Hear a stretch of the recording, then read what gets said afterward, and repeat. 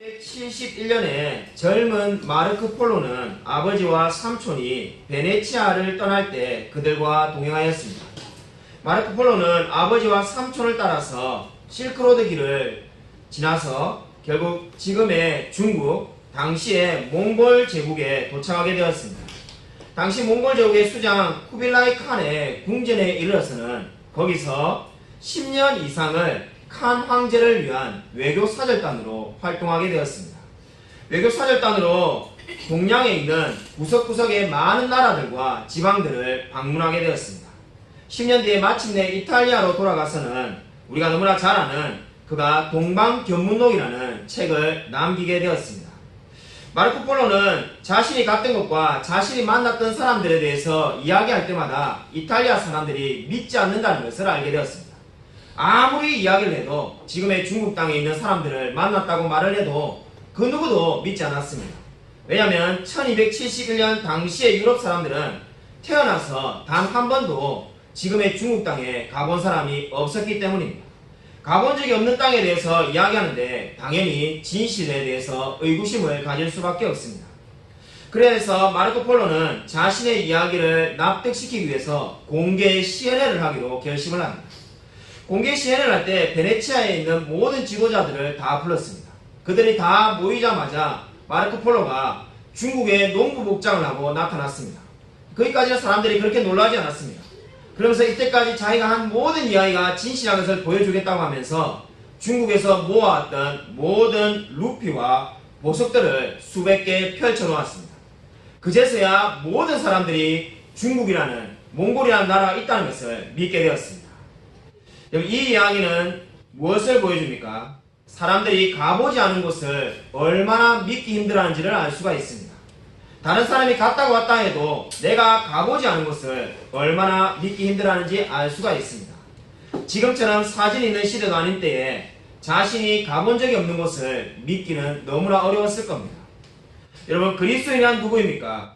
그리스도인이란 가보지 않은 천국을 믿고 바라보며 살아가는 사람들입니다. 천국이 어떠한 곳입니까? 천국에 대한 제가 가장 좋아하는 정의가 있습니다.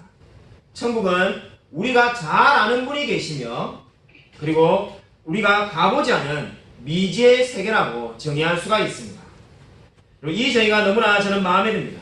천국은 우리가 잘 아는 분이 계십니다. 바로 예수 그리스도 그분이 계시고 그러나 우리가 가보지 않은 그 미지의 세계가 천국이라고 말할 수가 있습니다. 여러분, 그렇다면 우리가 가보지 않은 천국을 우리가 다른 믿지 않는 사람들에게 전도할 때 어떻게 그들에게 말할 수 있을까요? 아니, 우리 자신도 내가 가보지 않은 곳을 어떻게 내가 나중에 죽고 나면 갈 수 있다고 믿을 수 있겠습니까? 오늘 에베소서는 그 증거가 우리가 변화하고 있음을 말씀하고 있습니다. 여러분, 에베소서를 오늘 보시면은 핵심이 22절에 있는데 저와 여러분이 어떻게 되어 간다는 겁니까? 너희도 성령 안에서 하나님이 거하실 초소가 되기 위하여 그리스도 예수 안에서 함께 지어져 가느니라고 말씀하고 있습니다. 저와 여러분이 예수 그리스도 안에서 함께 지어져 가는 것을 볼 때에 우리가 하나님이 살아계시며 천국이 있다는 것을 믿을 수밖에 없다는 겁니다. 왜 그렇습니까?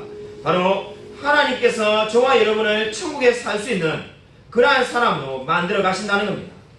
놀랍게도 성경은 우리 안에 하나님이 거하실 초소가 된다고 말을 합니다. 하나님이 거하실 초소가 되기 위하여. 이 초소란 말이 얼마나 중요한 말인지 모릅니다. 안타깝게도 우리 시대에 이 천국에 대한 장소가 너무나 희미해져 가고 있습니다. 안타깝게도 수많은 성경신학자들은 더 이상 천국이 장소가 아니라고 이야기하기 시작합니다. 여러분이 그런 이야기를 들어보신 분이 있었는지 모르겠는데 수많은 성경학자들은 더 이상 천국은 장소가 아니라고 말합니다. 그럼 천국이 뭔가? 그냥 하나님을 가까이 있고 하나님을 사랑하고 그러한 것이 천국이고 하나님으로부터 멀어지면 천국이라고 이야기를 합니다. 실제로 그러한 경건서적들도 있습니다. 그러나 그렇지가 않습니다. 왜 천국에 대해서 이렇게 반감이 생겼을까요? 예수를 믿지 않는 자뿐만 아니라 믿는 자들도 천국에 대한 반감이 굉장히 강하다는 걸 알 수가 있습니다. 특별히 어떠한 반감이 있습니까? 천국에 가면은 우리가 큰 아파트에 살게 될 거다. 이러한 이야기들을 옛날에 부흥 목사님들이 종종 하곤 했습니다. 그러한 이야기에 대해서 반발이 있다 보니까 어떻게 됩니까? 상급이라는 것은 아예 없다라고 말하는 분들이 많이 생겨나게 되었습니다. 그러나 여러분, 오늘 성경은 저와 여러분이 하나님이 거하실 처소가 되기 위하여라고 말을 하고 있습니다. 이 말이 얼마나 중요한지 요한복음 14장 2절을 한번 찾아보도록 하겠습니다. 여러분, 요한복음 14장 2절입니다. 여러분, 요한복음 14장 2절을 한번 찾아보도록 하겠습니다. 요한복음 14장 2절을 한번 찾아보시기 바랍니다.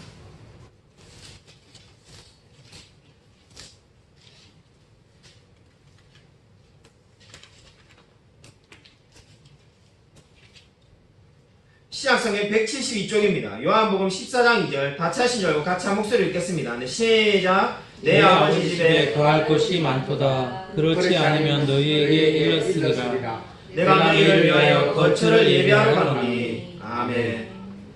네, 우리 전통적으로 이 여기서 거처를 예비하러 간다는 말은 하나님께서, 예수님께서 천국에 저와 여러분이 살 곳을 예비하러 간다는 말씀으로 다 이해하였습니다.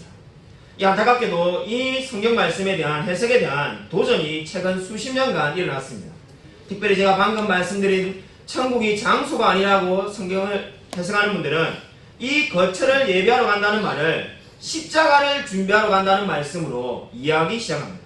그러나 여러분, 그 말씀이 아니라는 것을 우리가 성경을 곰곰이 읽어보면 알 수가 있습니다. 여러분, 특별히 불가타 여기라고 성경 번역 중에 오래된 번역이 있는데 그 번역을 보면은 이 거처는 바로 장소를 이야기하는 겁니다. 영어로 말한다면은 맨션을 이야기합니다.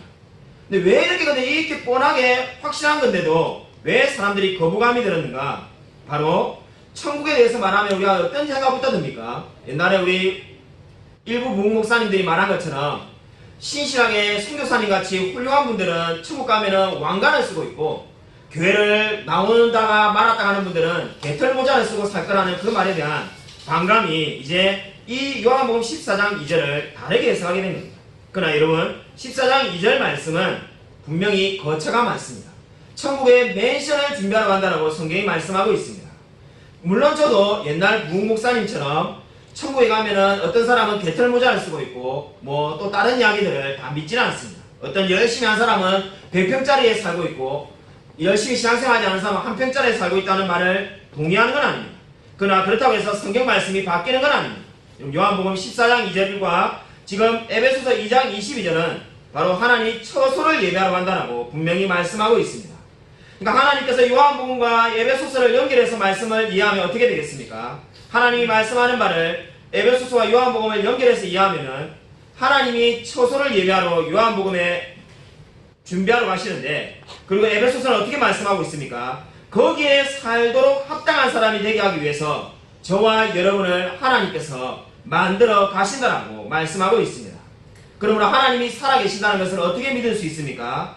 바로 저와 여러분이 변화되어 가는 것을 보면은 하나님이 살아계신 줄을 믿을 수 있습니다.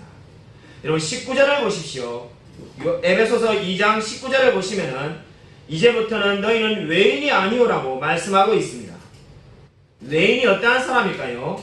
에베소서를 쓴 바울은 1세기의 사람입니다. 고대 세계에서는 두 부류의 사람이 한 성벽 안에 살고 있었다고 합니다. 외인은 다른 곳 출신이어서 거주권을 가지고 있지 않고 도시에서 일어나는 일에 대해서 아무런 발언권을 가지고 있지 않던 사람들이었습니다. 그저 사업차 체류했던 사람들을 성경이 외인이라고 부르는 겁니다. 근데 이제 외인이 아니라는 말이 어떤 뜻입니까? 그들이 하나님 나라의 시민으로서 살게 되었다고 선언하고 있습니다. 시민일 뿐만 아니라 19절에 보시면은 나아가서 권속이라고 말을 하고 있습니다. 권속이라는 말은 쉽게 말해서 대가족입니다. 여러분, 이 권속이라는 말이 대가족인데, 이 권속이라는 단어의 의미는 그냥 단순히 함께 동거하는 사람을 뜻하는 말이 아닙니다. 이 단어의 의미는 친자녀를 의미합니다. 아니, 저와 여러분이 이름도 다르고 성도 다르고 태어난 것도 다르고 모든 것이 다른데 어떻게 우리가 지금 권속, 가족이 되었다라고 성경이 말을 하고 있습니까? 아무리 봐도 성경 말씀이 지나치다라고 생각할 수밖에 없지 않습니까? 여러분, 저와 여러분이 가족이 된 이유가 어디 있습니까? 그리스도의 피를 나누어 받았기 때문입니다. 저와 여러분이 그리스도의 피로 하나가 되었기 때문에 가족이 되었다라고 성경이 말씀하고 있습니다. 여러분, 두 번째로 오늘 성경이 교회에 대해서 하시는 모습은 이제 건물로 묘사를 하고 있습니다. 첫 번째가 가족으로 묘사를 하고 두 번째는 이제 건물로 묘사를 하고 있습니다. 20절에 보시면은 예수님께서 모퉁이 돌이 되신다라고 말씀을 합니다. 성경을 보면은 예수님을 모퉁이 돌에 비유하는 말씀이 많이 나옵니다. 베드로전서 2장 5절부터 8절을 함께 한번 읽어보도록 하겠습니다. 우리 신약성경 베드로전서 2장 5절부터 8절을 한번 찾아보도록 하겠습니다. 신약성경 378면입니다.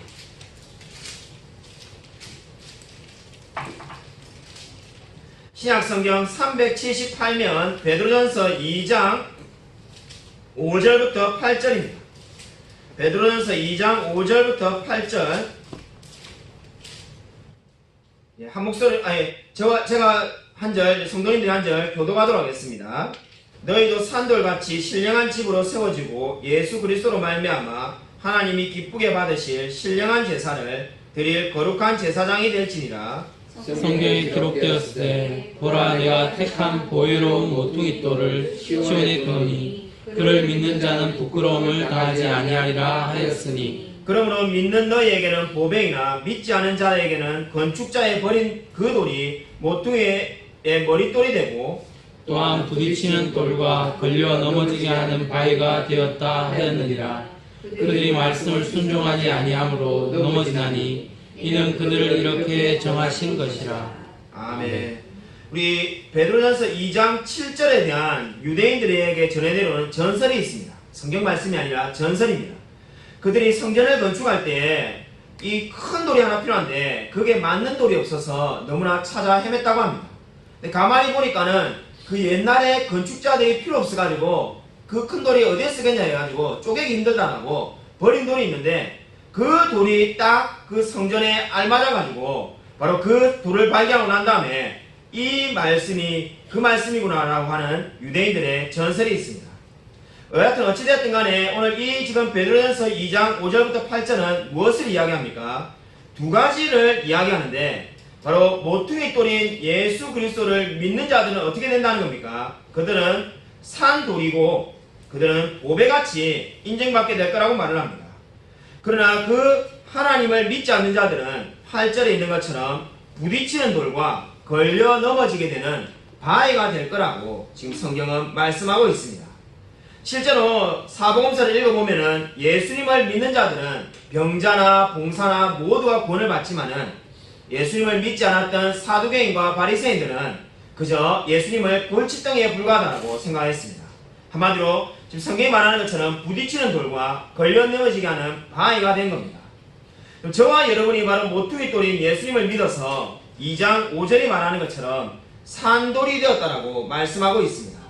그 산돌이 바로 에베소서 2장 22절에 함께 지어져 간다는 말씀의 의미가 되겠습니다. 에베소서 2장에는 산돌이라는 단어는 없지만은 함께 지어져 갈 때 그것은 바로 산돌들을 하나씩 하나씩 쌓아 나간다는 의미가 되겠습니다. 여러분 다시 에베소서로 돌아오셔서 이 산돌의 의미를 가지고 이 말씀을 볼 때 우리는 에베소서 2장 22절에서 세 가지 영적인 진리를 발견할 수가 있습니다. 여러분 어떤 의미를 찾을 수가 있습니까? 산돌이 계속해서 지금 지어진다고 생각해 보십시오. 저와 여러분이 이 지금 예배당을 돌을 쌓아가지고 짓는다고 할 때 우리가 세 가지를 알 수가 있습니다. 산돌의 위치는 하나님께서 정하신다는 겁니다. 바로 그것이 첫 번째입니다. 산돌의 위치는 하나님께서 정하십니다. 어떠한 돌이 스스로 나는 여기에 머물 거야, 나는 왼편에 놓이게 될 거야 이렇게 말할 수가 없습니다. 하나님께서 그 돌의 위치를 정하십니다. 저와 여러분도 마찬가지입니다. 하나님께서 우리의 모든 것들을 다 정해놓았습니다. 왜 하나님 저는 이것을 해야 됩니까? 그렇게 우리가 말할 수가 없습니다. 산돌의 위치를 하나님께서 정하신다는 겁니다. 둘째로 산돌은 서로가 서로의 모습을 볼 수가 없습니다. 이것이 무엇을 말합니까? 바로 예수님이 베드로에게 말한 것처럼 우리가 다른 사람의 인생에 대해서 왜 그러냐라고 하나님께 따져 물을 수가 없습니다. 세 번째로 산돌은 반드시 모퉁이 돌이신 예수 그리스도께 붙어 있어야만 합니다. 그렇지 않으면 그것은 건물이 아닙니다. 이 세 가지 진리가 우리에게 무엇을 알려줍니까? 우리가 하나님의 뜻대로 하나님이 원하시는 방법대로 하나님의 계획에 맞게끔 변화되어 갈 것임을 보여주고 있습니다. 여러분, 하나님이 지금도 여러분의 인생과 삶을 목적하시고 계획하셨으며 변화시키고 있음을 믿고 있습니까? 스티븐 롱구라는 짐바브웨의 한 사람이 있었습니다. 짐바브웨의 스티븐 롱구는 하이프필드에서 야외 복음 전도에 수많은 그리스도인들이 모인다는 정보를 알게 되었습니다. 이 사람은 하나님을 싫어하고 하나님을 미워하는 사람이었습니다. 이 사람은 검은 그림자들이라는 불리는 단체에 속해 있는데 그리스도인들을 죽이는데 앞장서는 자들이었습니다. 그들이 하이필드에 폭탄을 가지고 가서 그리스도인들을 다 죽이기로 결심하였습니다. 그래서 그 같은 일행들보다 스티븐 롱구가 훨씬 일찍 도착해서 이제 예배에 설교를 듣게 되었습니다. 예배 마치기 전에만 도착해서 그들을 죽이면 되는데 스티븐 롱구는 예배의 모든 순서에 다 참석하고 있었습니다.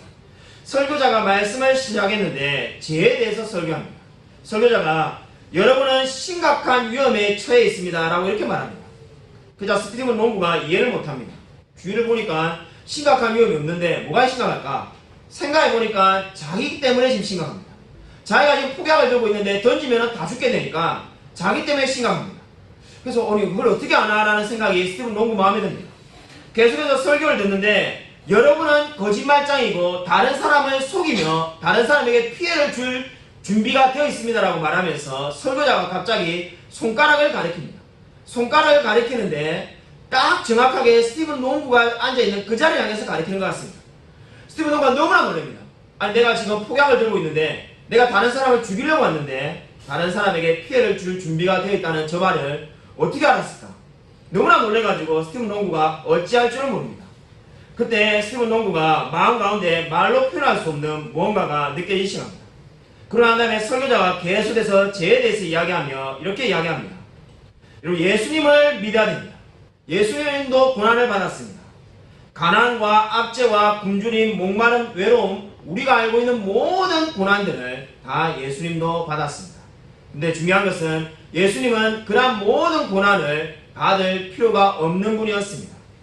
예수님이 고난을 받을 필요가 없지만은 예수님께서 여러분을 사랑하심으로써 여러분의 모든 죄를 대신 지시기 위해서 그 고난을 받았던 겁니다. 여러분의 죄값은 죽음이지만은 예수님께서 그 모든 죄를 대신하여서 대신 죽었습니다. 설교자가 이렇게 설교하였습니다. 그때 스티븐 롱구가 하나님을 만나게 되었습니다. 폭약을 터뜨리러 갔는데 폭약을 터뜨리지 않은 것은 물론이며 뒤에 온 자기 일행들에게 그 일을 하지 말자라고 권면하여서 그 누구도 다치지 않고 모든 사람이 안전하게 되었습니다. 이 모든 이야기는 스티븐 롱구가 그리스도인 되고 난 다음에 자신이 고백하며 회개했기 때문에 알 수 있게 된 겁니다. 여러분, 이 이야기가 무엇을 보여줍니까? 하나님이 사람을 어떻게 변화시켜 나가는지를 보여주는 이야기입니다. 여러분, 하나님께서 그리스도인들을 죽이려고 앞장섰던 그 스티븐 롱구를 변화시키셔서 하나님 믿는 사람으로 변화시켜 나가고 있습니다. 이 이야기가 무엇을 보여줍니까? 하나님께서 저와 여러분도 마찬가지로 예수 그리스도 안에서 함께 지어져가는 사람으로 만들어 가고 있습니다. 여러분은 이 위대한 하나님의 능력을 믿고 있습니까? 오늘 에베소서 2장은 이상적인 교회의 모습을 말씀하고 있습니다. 하지만 우리 현실은 어떻습니까? 우리 인터넷만 검색해보아도 일주일이 멀다 하고 잘못된 일을 행한 목사님과 교회에 대한 이야기가 끊임없이 넘쳐나고 있습니다. 굳이 최근에 있는 이야기들을 말하지 않아도 여러분도 더 잘 알고 있을 겁니다. 여러분, 이러한 때에 교회가 끊임없이 비난을 듣고 교회가 조롱거리가 된 이 시대에 저와 여러분은 어떻게 교회를 만들어 나가야 할까요? 여러분, 모든 시대의 역사를 보면 교회가 그 시대에 맞는 하나님이 주신 역할이 있습니다. 우리 이러한 시대에 우리는 무엇을 해라고 하나님께서 우리를 교회로 부르신 것일까요? 여러분, 요한계시록 3장 14절부터 19절을 한번 찾아보도록 하겠습니다. 요한계시록 3장 14절부터 19절입니다. 초대교회 7교회 중에서 우리 라오디게아 교회에 대한 말씀입니다. 요한계시록 3장 14절부터 19절까지를 우리 찾아서 제가 한 절, 성도님들이 한 절 읽도록 하겠습니다. 신약성경 402쪽입니다. 신약성경 402쪽 요한계시록 3장 14절부터 19절입니다.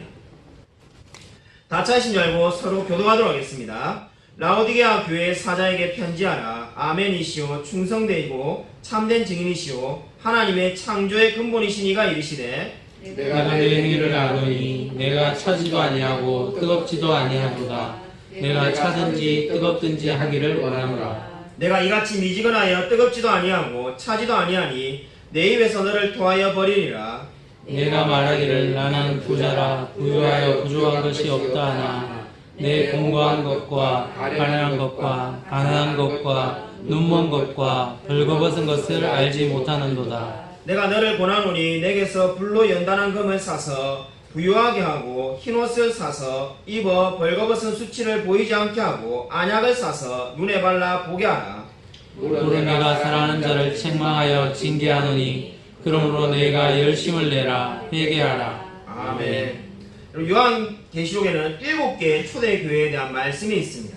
우리 라오디게아가 그 교회들 중에 제일 마지막에 말씀을 하신 교회입니다. 우리 신앙생활을 어느 정도 하신 분이라면 라오디게아 교회 하면 떠오르는 말씀이 있을 겁니다. 제일 유명한 말씀이 바로 15절 말씀입니다. 내가 차든지 더웁든지 하기를 원하노라. 너무나 유명한 말씀이라서 다들 잘 알고 있을 겁니다. 왜 이 말씀을 라오디게아 교회에게 하셨을까요? 나중에 제가 설명하겠지만은 이 의미를 다 알고 나면은 너가 열정을 가지라 이렇게 말해도 충분할 것 같은데 이렇게 말씀한 배경이 있습니다. 그 이유는 당시에 라오디게아 지방에는 북쪽 10km 떨어진 곳에 위치한 히에라볼리에 뜨거운 온천수가 있었습니다. 그 온천수는 철과 유황 성분이 많기로 유명하였습니다. 그 좋은 온천이 있는데 문제가 무엇이었습니까? 그 좋은 온천수를 10km 동안에 끌고 오면은 물이 다 식어버리는 겁니다. 물이 식어버리니까 아무런 온천에 효과가 없었다고 합니다. 그러면 아쉬운 대로 그 물을 마시면 안 되는가? 그러면 생수라도 되지 않습니까? 근데 문제는 그 물 안에는 석회가 너무나 많아가지고 마실 수도 없었다고 합니다. 그러니까 너무나 유명한 온천이 있지만은 그 온천이 자기 동네 라오디게아까지 오면은 그냥 아무 짝에도 쓸모없는 물밖에 되지 않는 겁니다. 그러면 마실 물은 어디서 얻는가? 마실 물은 이 히에라볼리 온천과는 반대편에 있는 카드무스 산에서 그 눈 녹은 물을 끌고 와서 이제 마실 물로 사용하였습니다. 근데 역시 또 마찬가지 문제가 있었습니다. 그 카드무스 산도 역시 10km 이상 떨어져 있는데 그 물을 끌고 오면 어떻게 되겠습니까? 마실 수는 있지만은 그 물이 미지근해져 버렸습니다. 그러니까 마실 물인데 마실 수는 있지만은 미지근해 버리니까 이제 그 더운 지방에 시원하게 갈증이 해소될 수가 없었다고 합니다. 바로 차갑지도 더웁지도 않다는 이 성경 말씀은 당시에 이러한 라오디게아 지방의 배경을 이해해야만 합니다. 라오디게아 지방은 사람들은 바로 차갑지도 더웁지도 않은 물을 두 가지나 가지고 있었습니다. 그 물을 빗대어서 지금 성경은 어떻게 말을 하고 있습니까? 영적으로 말씀하고 있습니다. 차갑지도 더웁지 않다는 말씀은 당시에 라오디게아 교회의 혼합주의에 대한 말씀을 하고 있는 겁니다. 당시에는 영적인 혼합주의가 만연해 있었는데 당시에 라오디게아 교회 성도의 삶은 한마디로 이렇게 말할 수가 있습니다. 그들이 늘 하나님께 예배를 드렸다고 합니다. 예배를 안 드린 게 아닙니다. 저와 여러분처럼 주일마다 하나님께 예배를 드렸습니다.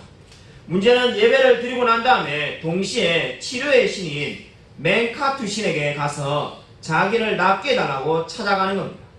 그뿐만 아닙니다.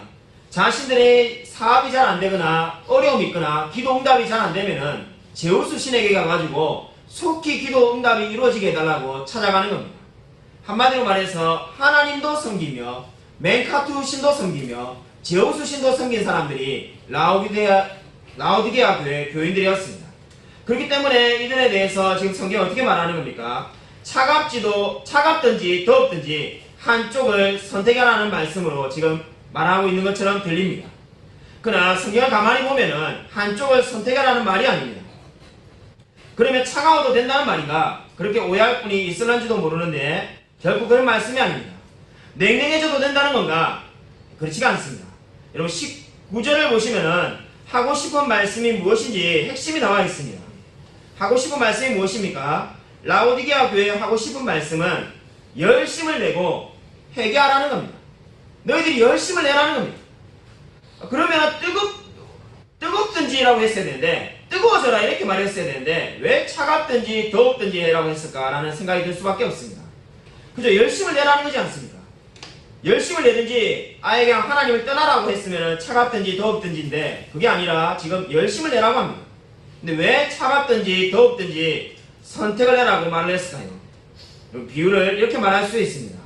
여러분이 가끔 자녀들에게 공부 싫어하는 아이들에게 뭐라고 말합니까? 저도 가끔 그렇게 말하는데 숙제하기 싫으면은 이제 그냥 학원은 그만 다녀 또는 학교는 그만 다녀 우리가 이렇게 말할 때가 있습니다. 그렇게 말했다고 한번 가정해 봅시다. 그렇게 말했다고 해서 정말로 그 다음날 학교나 학원 안 가면 어떻게 되겠습니까? 학생이 더 혼나겠죠. 그 말의 의미는 숙제를 해라는 겁니다. 어떻게 보면 둘 중에 하나를 해라는 것처럼 보이지만은 사실상 숙제를 하라는 것이 그 말의 요지입니다. 마찬가지로 지금 차갑든지 더웁든지 하라는 말은 선택지가 두 개 있는 게 아닙니다. 선택지는 하나밖에 없습니다. 그것은 바로 19절 말씀처럼 열심을 내고 회개하라는 것이 바로 이 하나님의 말씀의 의미가 되겠습니다. 여러분 요한계시록의 7교회 중에서 비난과 책망을 받지 않은 교회가 몇 개였습니까? 그 교회가 두 개였습니다. 바로 서머나와 빌라델비아였습니다. 이 질문은 쉽죠? 그러면 반대의 질문을 한번 해보도록 하겠습니다. 7교회 중에서 가장 형편없고 정말로 한심한 교회가 어느 교회일까요? 다르게 말한다면 가장 영적으로 심각한 문제가 있는 교회가 어디일까요? 최소한 두 개 교회는 아니겠죠. 서머나와 빌라델비아는 될 수가 없습니다. 5개 교회 중에서 가장 영적으로 심각한 교회는 어디일까요? 아무리 생각해도 여러분 정답을 알 수가 없을 겁니다. 성경에 어느 교회가 제일 심각하다 이렇게 나와 있는 것이 없기 때문입니다. 그러나 저는 라오디게아 교회가 가장 심각하다고 믿습니다. 그 근거가 어디에 있는가? 여러분 에베소 교회의 문제는 2장 4절에 나와 있는 것처럼 처음 사랑을 잃어버린 것이 문제였습니다. 처음 사랑을 잃어버렸다는 것은 예수님을 믿지 않는다는 것이 아닙니다. 그렇다면 가장 심각한 교회겠죠. 이미 교회가 아니니까요. 그러한 것이 아니라 여기서 처음 사랑을 잃어버렸다는 것은 복음을 전할 마음을 잃어버렸다는 겁니다. 다른 말로 한다면 구령의 열정을 잃어버렸다는 겁니다. 자기는 예수를 열심히 믿고 있지만은 보시면 에베소 교인들은 진짜 열심히 살았던 사람입니다. 2장 2절에 보면은 행위와 수고와 인내를 한 정말로 열심히 신앙생활한 사람인데 단지 하지 않은 게 뭐라는 겁니까? 옆에 있는 자들에게 복음을 전하는 일에 마음이 사라져 있다는 겁니다. 근데 그보다 더 훨씬 문제가 심각한 사람들이 4대 교회였는데 4대 교회의 문제가 무엇이었습니까? 그들은 복음 자체에 대한 확신이 없었습니다. 그러니까 에베소 교회보다 더 심각한 문제를 그 뒤에 나오는 4대 교회가 갖고 있었습니다. 에베소 교회는 복음에 대한 확신이 있지만은 복음 전하는 것을 귀찮아했고 4대 교회는 자기가 믿고 있는 복음이 정말 옳은지만 아는지 확신이 없었다라고 성경이 말합니다. 요즘 말로 하면은 내가 죽어서 천국에 갈 수 있는지 아닌지 긴가민가하며 확신이 없는 그러한 사람을 말하는 겁니다. 그런데 라오디게아 교회의 문제는 무엇입니까? 4대 교회보다 더 심각합니다.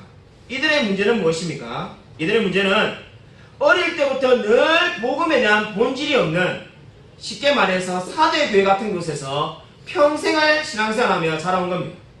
그러니까 복음에 대한 확신이 없는 채로 계속해서 신앙생활을 오랫동안 해서 진짜 복음이 뭔지조차 모르는 교회가 바로 라오디게아 교회가 되겠습니다. 그러니까 어릴 때부터 진짜 교회가 뭔지를 모르고 맨카투 신과 제우스 신과 혼합해서 보는 그것이 원래 교회였으니까 이게 교회의 모습이려니 하고 살아가는 사람들이 라오디게아 교회입니다. 그러니까 뭐가 문제입니까? 한마디로 본질이 없습니다. 뭐가 본질이, 진정한 교회가 뭔지, 진정한 복음이 뭔지, 뭐가 본질인지를 알아야만이 자신들이 부족한 점을 반성하며 회개하며 변화되지 않겠습니까? 근데 진짜 옳은 복음이 뭔지를 알지조차 못하기 때문에 바꿀 수도 없고 변화될 수도 없는 겁니다. 그렇기 때문에 바로 이 교회들에게 하나님이 뭐라고 말씀한 겁니까? 라오디게아 교회에 하나님이 말씀한 것이 여러 다른 것이 있는 것이 아니라 바로 열심을 내라, 회개라고 말할 수밖에 없는 이유가 바로 거기에 있는 겁니다. 변화되지 않고는, 회개하지 않고는 결코 달라질 수가 없다는 겁니다. 오랫동안 신앙생활을 했지만은 그들은 본질이 없었습니다. 복음이 뭔지를 모릅니다. 저는 한국교회가 라오디게아 교회처럼 되지 않을까라는 수많은 염려가 있습니다. 세계교회사의 유례없이 급성장하여서 세계교회사 역사상 가장 큰 붐을 이룬 교회가 한국교회입니다. 가장 단기간에 가장 많은 성도가 생겼습니다. 그러나 위기가 무엇입니까? 이제 많은 자라나는 세대는 진정한 교회가 뭔지, 복음이 뭔지, 그리스도인이 뭔지를 모른 채 그냥 10년, 20년, 30년 교회를 다니고 있습니다. 그렇게 되면 어떻게 되겠습니까? 저와 여러분이, 그리고 우리 다음 세대가 라오디게아 교회처럼 이제 뭐가 진짜 교회인지를 알지 못한 채로 영원히 신앙생활 하는지도 모릅니다. 여러분, 그러면 어떻게 해야 될까요? 여러분, 참으로 라오디게아 교회처럼 되지 않으려면 어떻게 해야 될까요? 성경에 해답이 있습니다. 열심을 내라 해결한 말 외에도 권면이 나오는데 18절에 세 가지 권면이 나옵니다. 그 중에 핵심이 바로 첫 번째 권면에 있습니다. 18절을 보시면은 내가 너를 권하노니 라고 말합니다. 조심스럽게 권한다라고 표현했지만은 사실상 명령하는 겁니다. 뭘 해라는 겁니까? 세 가지를 해라는 건데 첫 번째가 핵심입니다. 내게서 불로 연단한 금을 사라 이래 말합니다. 여기서 나는 당연히 누가 될 수밖에 없습니까? 말씀하는 자가 하나님이니까 하나님이 될 수밖에 없겠죠. 하나님으로부터 금을 사라. 하나님이 사업하시는 분이 아닌데 왜 하나님께로부터 금을 사라는 건가? 당연히 우리가 생각하는 금이 아니라는 걸 알 수 있습니다. 만약에 우리가 생각하는 금이라면은, 그 세상에 있는 금이라면은 라오디게아 교인들은 사고도 남습니다. 왜 그렇습니까? 17절에 보시면은 라오디게아 교인들은 부자입니다. 그 사람들이 부자여서 이제 아쉬울 게 아무도 없어서 가난한 자를 돕지도 않는다라고 성경에 되어 있습니다. 그 부자가 금을 왜 못 사겠습니까? 그러면 여기서 말하는 금은 절대로 세상에 말하는 금이 아닙니다. 여기서 말하는 금이 무엇일까요? 여기서 말하는 금은 바로 성경에 말씀되어 있습니다. 베드로전서 1장 7절입니다. 하나님께로부터 금을 사라는데 하나님이 무슨 금을 가지고 있는가? 베드로전서 1장 7절을 보면 알 수가 있습니다. 우리 베드로전서 1장 7절을 한번 찾아보겠습니다. 우리 마지막으로 베드로전서 1장 7절을 찾겠습니다. 신약성경 377쪽에 있습니다. 신약성경 377면 베드로전서 1장 7절입니다. 다 찾으시죠? 같이 한 목소리 읽겠습니다. 네, 시작. 너희 믿음의 확실함은 불로 연단하여 없어질 금보다 더 귀하여 예수 그리스도께서 나타나실 때에 칭찬과 영광과 존귀를 얻게 할 것이니라. 아멘. 여러분, 이 말씀을 보시면은 믿음의 확실함이 불로 연단하여 없어질 금보다 더 귀하다 이렇게 되어 있습니다. 우리 표현이 더 귀하다 되어 있는데 우리 성경을 보면은 어떻게 되어 있습니까? 지금 믿음의 확실함이 불로 연단하여 없어질 금보다 더 귀하다. 이 말씀을 볼 때 무엇을 알 수 있습니까? 불로 연단하여 없어질 금이 바로 믿음이라는 겁니다. 지금 우리 요한계시록에서 말하는 바로 너희가 나에게 불로 연단한 금을 사라는 것은 바로 믿음을 사라는 겁니다. 진정한 믿음, 진정한 복음, 진정한 본질을 사라는 것이 하나님이 말씀하는 바입니다. 왜냐하면 그들에게 필요한 것은 세상에 있지 아니하며 하나님께 있는데 그 하나님이 줄 수 있는 것이 무엇이겠습니까? 내가 내게 믿음을 주겠다라고 지금 말을 하는 겁니다. 내 평생에 맨카트도 사랑하고 세상도 사랑하는 그들에게 진정으로 필요한 것이 무엇이라는 겁니까? 믿음을 가지라는 겁니다. 그 믿음은 하나님만 사랑하며 살아가는 그 믿음을 이야기하는 겁니다. 진정으로 우리 한국교회에 필요한 것도 마찬가지입니다. 한국교회에 필요한 것은 돈이 아닙니다. 돈은 이미 충분히 많습니다. 한국교회에 필요한 것은 제도개혁도 아닙니다. 아무리 좋은 제도를 만들어도 악한 사람은 또 다른 문제를 만들어냅니다. 저와 여러분에게 필요한 것이 무엇입니까? 믿음입니다. 이제 내가 정말로 하나님만을 의지하며 살겠노라, 주님만 바라보며 살겠노라는 믿음이 필요한 때입니다. 바로 오늘 성경이 그 말씀을 저와 여러분에게 하고 있습니다. 여러분은 하나님과 함께 지어져 가고 있습니까? 믿음을 가지며 믿음을 굳건하게 하며 살아가십시오. 장로교 선교사 엘리자베스 프리먼의 이야기입니다. 장로교 선교사 엘리자베스 프리먼은 인도네시아의 무슬림에게 복음을 전하러 갔습니다. 그리고 조카 딸에게 편지를 써보내는데 겨우 2년이 걸려가지고 이제 그가 죽을 위기 가운데 있습니다. 죽기 전에 죽을 것을 예감하고 편지를 보냈습니다. 실제로 편지를 쓴 다음에 무슬림 폭동이 일어나서 2년 만에, 선교사로 간 지 고작 2년 만에 엘리자베스 프리먼이 죽게 됩니다. 그 편지에 이렇게 써져 있습니다. 조카 딸에게 편지를 썼는데 너의 운명이 어디로 향하든 하나님이 너의 생명을 살려주시는 한 나는 너가 선교사가 되기를 바란다. 결국 하나님의 영광만을 위해 보낸 시간이었어도 우리가 이 순식간에 지나간 짧은 몇 년을 보낸 곳에 별다른 변화가 없기 때문이다. 더 가치 있는 다른 삶은 없음을 명심하라. 자기가 죽을 것을 예감하고 조카 딸에게 선교사가 되라고 권면하는 편지였습니다. 여러분 놀랍지 않습니까? 인생을 정말로 일찍 죽을 수밖에 없는 그 사람이 자기가 간 그 길을 너무나 확신하여서 조카에게 자기가 간 그 길로 같이 가자고 말을 하는 겁니다. 여러분 어떠한 인생이 이런 확신을 가질 수 있을까요? 여러분 인생에 나이가 들지 않고 젊었을 때 죽은 사람들에게 죽어가는 사람들에게 한번 물어보십시오. 나이가 30, 40밖에 되지 않은 사람들에게 극한 병이 걸려가지고 죽을 수밖에 없는 사람에게 당신의 그 삶을 또 다른 사람에게 권면하고 싶냐고 말할 때 절대로 그렇지 않고 제발 나의 길로 오지 마라고 대부분 이야기할 겁니다. 그런데 이 프리먼은 바로 자기의 길로 오라고 말을 하였습니다. 저는 더 가치 있는 다른 삶은 없음을 명심하라는 이 말씀을 읽을 때마다 스펄전 목사님의 말씀이 떠오릅니다. 스펄전 목사님이 살아생전에 입버릇처럼 늘 하신 말씀이 있었습니다. 나는 내 딸이 영국의 여왕이 된다 하더라도 별로 기쁘지 않을 겁니다. 그러나 만약에 나의 딸이 선교사가 된다면 나는 온 런던 거리를 춤을 추며 뛰어다니며 기뻐하겠습니다. 이 말씀이 무엇을 보여줍니까? 스펄전 목사님 이 말이 우리에게 무엇을 알려줍니까? 한 사람의 생에 대한 평가는 하나님께 달려있다는 겁니다. 여러분 왜 선교사가 되는 게 가장 자랑스럽다고 말하겠습니까? 인생을 평가할 사람은 우리 주위에 있는 사람들이 아니라 하나님이 평가하시게 될 것입니다. 여러분은 하나님을 중심으로 살아가고 있습니까? 세상 사람들이 보기에 여러분이 어떤 사람인지는 결코 중요하지 않습니다. 여러분은 하나님께 어떤 평가를 받고 있습니까?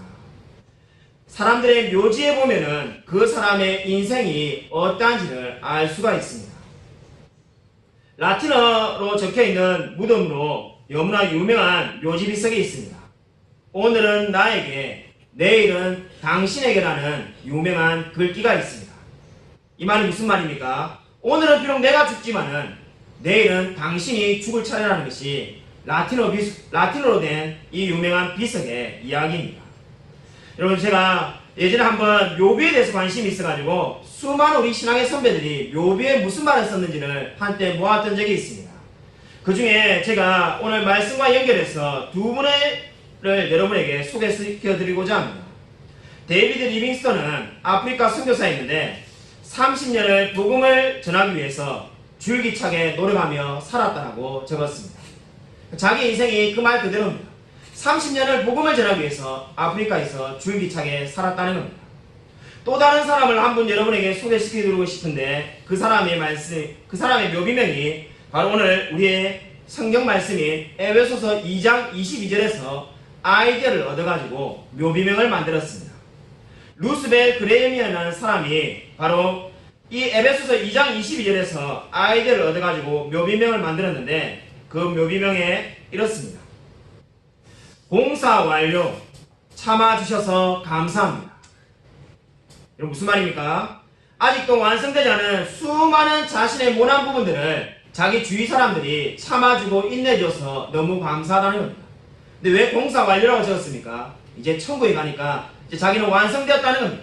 그 완성되기 전에 자기의 모난 점, 화내고 다른 사람을 시기하고 미워하고 거짓말하였던 그 모든 부분들을 참고 인내해줘서 고맙다며 감사하다는 말을 적은 겁니다. 저와 여러분도 마찬가지입니다. 여러분 다른 사람의 부족한 점을 참고 인내하며 감싸주고 있습니까? 다른 사람들이 저와 여러분의 부족한 점들을 얼마나 많이 오랫동안 참고 있는지를 알고 있습니까? 여러분 인생은 누구나 한 번은 죽을 수밖에 없습니다. 여러분은 무슨 말을 사람들에게 남기겠습니까? 어떤 말을 남길지 준비가 되어 있습니까? 아무쪼록 한 번뿐인 인생을 하나님께서 우리를 부르셔서 그리스도와 연합하여 함께 지어져 가는 자가 되게 하셨음을 알고 날마다 복음을 위하여 살아가는 저와 우리 모든 성도님이 되시기를 주님의 이름으로 간절히 축원드립니다.